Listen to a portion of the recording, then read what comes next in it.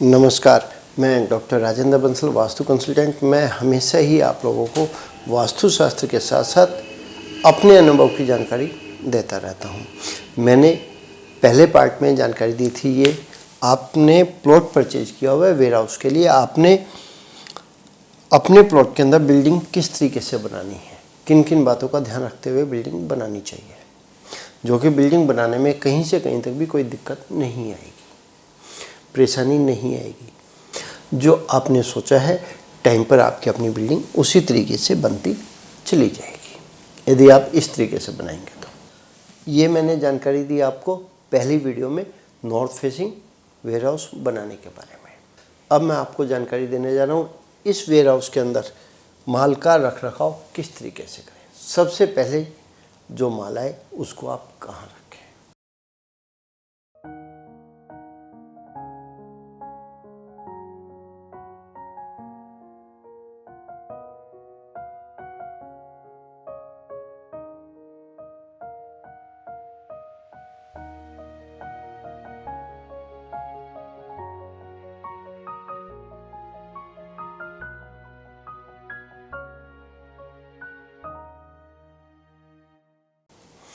जो गाड़ी आपकी अपनी माल लेके आएगी, नॉर्थ ईस्ट के गेट से एंटर करने के बाद वो माल आपका अपना सबसे पहले साउथ वेस्ट में इस हिस्से में माल लगना चाहिए।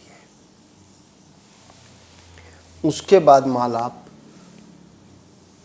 यहाँ लगा सकते हैं।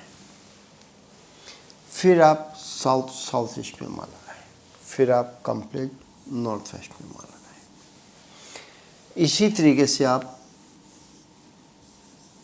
सेंटर की ओर यानी कि साउथ सेंटर में माल लगाएं, फिर आप नॉर्थ वेस्ट में माल लगाएं। ईस्ट के सेंटर में भी माल लगा सकते हैं, लेकिन नॉर्थ ईस्ट में कभी भी आपने माल नहीं लगाना है। इस चीज़ का आपको हमेशा ध्यान रखना है।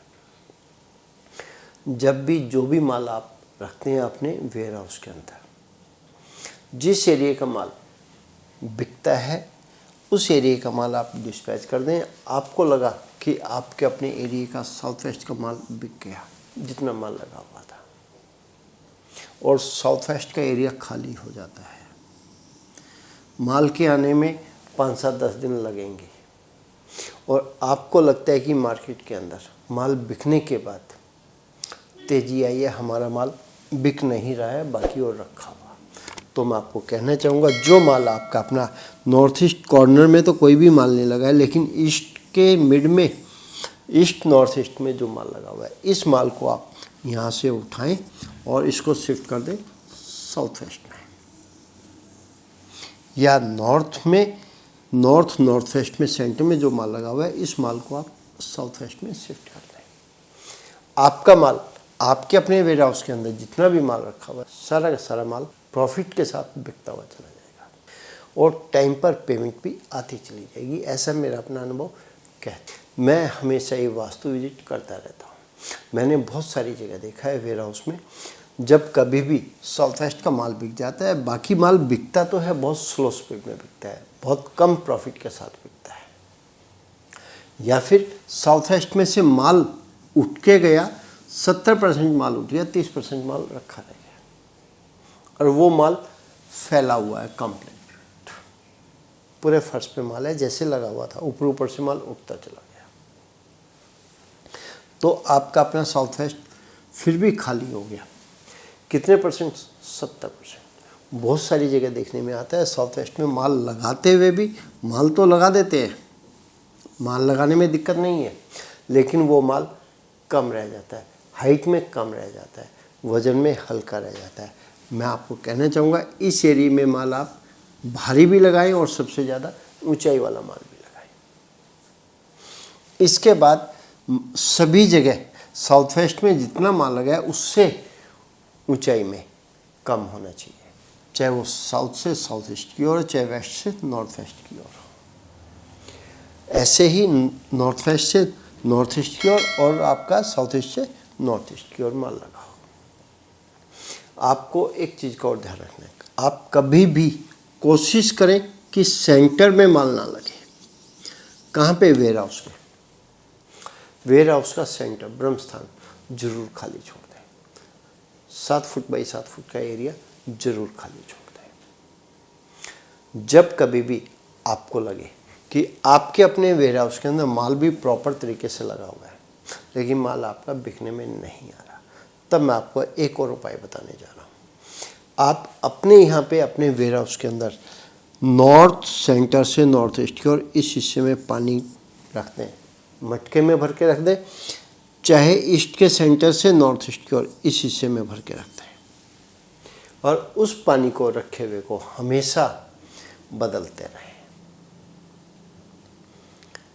ऐसा करने से भी आपके यहाँ आपके वेयर हाउस में आया हुआ सभी माल प्रॉफिट के साथ बिकता चला जाएगा और टाइम पर पेमेंट आती चली जाएगी।